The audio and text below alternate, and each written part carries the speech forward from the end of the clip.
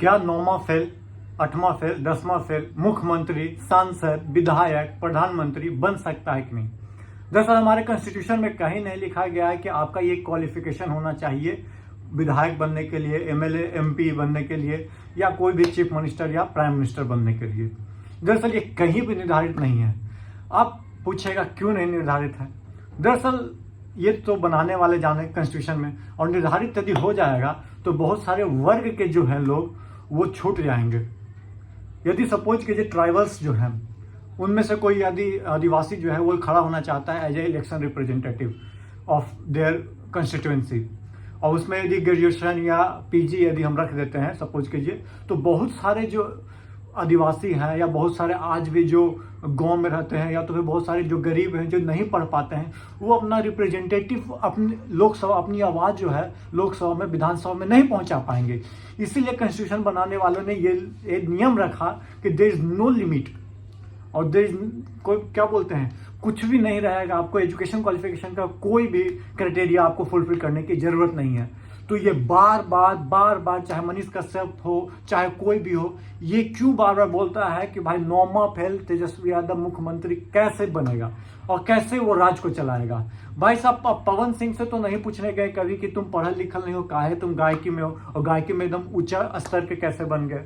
तो आपने कभी से वीरेंद्र सहवाग से नहीं पूछा कि भाई साहब मुल्तान का सुल्तान तुम कैसे बन गए, तुम 8वां 9वां फेल हो?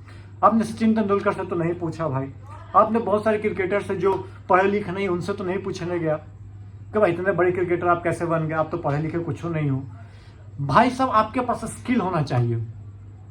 डिमांड क्या होता है? क्रिकेटर का स्किल है कि भाई अच्छा खेल रहा है क्रिकेट, तो बाकायदा डिमांड वही ना है भाई।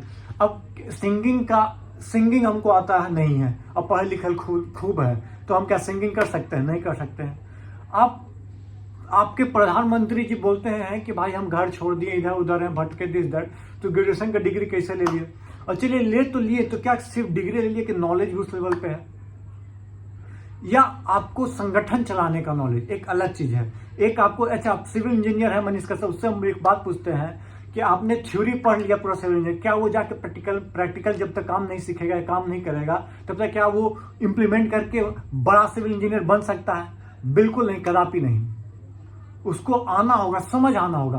तो आप जो है जयललिता का नाम सुने होंगे, करुणानिधि का नाम सुने होंगे, और नहीं सुने तो मैं आपको बता देता हूं, ये भी बहुत ज्यादा पढ़े लिखे सीएम नहीं रही हैं, समझे कि नहीं? बाकी जो प्रदेश इस लेवल पे चलाई है तो आपको हमको बताने की जरूरत है नहीं। अब तेजस्वी यादव पे आ जाते हैं, जो मेन टॉपिक है जिस पे बार बार जो उंगली उठाते हैं। भाई साहब, आज के दिन में तेजस्वी यादव एक मास्टर क्लास नेता बनकर उभरे हैं, और सबसे बड़ी बात क्या है, वो संगठनिक रूप से सभी क्या बोलते हैं, जातीय समुदाय को ले चलने की कोशिश कर रहे हैं। ये बहुत बड़ी बात है। माई बाप बस पे नहीं चल रहा है कि माई बाप की सरकार नहीं होगी, सॉरी माई की सरकार नहीं होगी, माई बाप की सरकार होगी, उनका कहना यह है, जो कि बहुत अच्छा है। यदि इम्प्लीमेंट करते हैं पार्टी में और सबको एक जैसा सम्मान ट्रीटमेंट देते हैं तो वो बहुत अच्छा है। और जहां तक बात की चलाने का, तो 17 महीने उन्होंने चलाया। अभी पहले उन्होंने 15-16 महीने चलाया, मतलब कि लगभग 3 साल का उनके पास एक्सपीरियंस है। और एक्सपीरियंस इस हिसाब से है जो उन्होंने काम करके दिखाया 3 साल में, जो 2015 के समय और अभी के 17 महीने। तो एक्सपीरियंस का आप यदि काउंट करके देख लीजिएगा तो भाई साहब ऐसा नहीं लगा कि भाई अनपढ़ है तो ये काम नहीं कर पा रहे हैं, ये मीडिया का जवाब नहीं दे पा रहे हैं, ये जाकर जो क्या बोलते हैं, जो रिक्वायरमेंट है पब्लिक का उसको फुलफिल नहीं कर पा रही है, उसका सुन रहे हैं तो उसको जवाब नहीं दे पा रहे हैं। ऐसा आपको कभी महसूस हुआ? हमको नहीं लगता कि ऐसा महसूस हो। भी इस लेवल पे कि भाई पढ़े लिखल नहीं तो भाई समझ नहीं आ रहा है। बहुत सारा पढ़ा लिखल ऐसा है, आपको मैं बता दूं क्रिकेट टीम में, कि इनको पढ़ा लिखा नहीं पर वो इंग्लिश बहुत फ्लुएंट बोलते हैं या बोलते बहुत अच्छा इंग्लिश है। तो क्या लगता है, क्या इंग्लिश सीखने गए? कि आदमी उस सोसाइटी में रहते समझ जाता है। अब बहुत पढ़ा लिखल है तो मनमोहन सिंह को काहे आप पीएम पद से हटा दिए? मनमोहन सिंह और प्रधानमंत्री मोदी जी में सबसे ज्यादा पढ़ा लिखा कौन है? मनमोहन सिंह है। तो बाकायदा उन्हीं को सीएम होना चाहिए, सॉरी पीएम होना चाहिए। सीएम योगी आदित्यनाथ और अखिलेश यादव में सबसे ज्यादा नॉलेज किसके पास है? तो आप बोलिएगा भाई साहब अखिलेश यादव के पास ज्यादा नॉलेज है। तो वो क्यों सीएम से हट गया? उनको क्यों हटाया जनता में? सिर्फ पढ़ाई लिखाई यदि होता क्राइटेरिया तो सीएम तो आज अखिलेश यादव के पास, सीएम की कुर्सी अखिलेश यादव के पास होनी चाहिए। तो ये झूठे मूठे के रोना कि नौवीं फेल ऐसा करेगा, नौवीं फेल वैसा करेगा, तो उन लोगों के लिए, ये मनीष कश्यप जैसे लोगों के लिए मैं बता दूं, नौवीं फेल मैटर नहीं करता है दोस्त।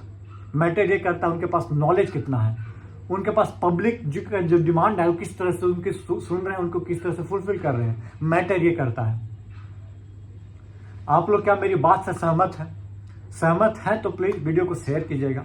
और जो लोग ये बात बोलते हैं कि नौवीं फेल कैसे मुख्यमंत्री बन जाएगा, बिहार का नाम खराब कर देगा, बिहार को बदनाम कर देगा, उनके पास से जरूर वीडियो शेयर करके भेजिएगा कि बिहार का नाम जो है, यहाँ तो इंजीनियर साहब हैं, बता दीजिए नीतीश कुमार जी इंजीनियर हैं, उसके बाद भी आज बिहार का नाम कितना ऊपर है जो बता दीजिएगा।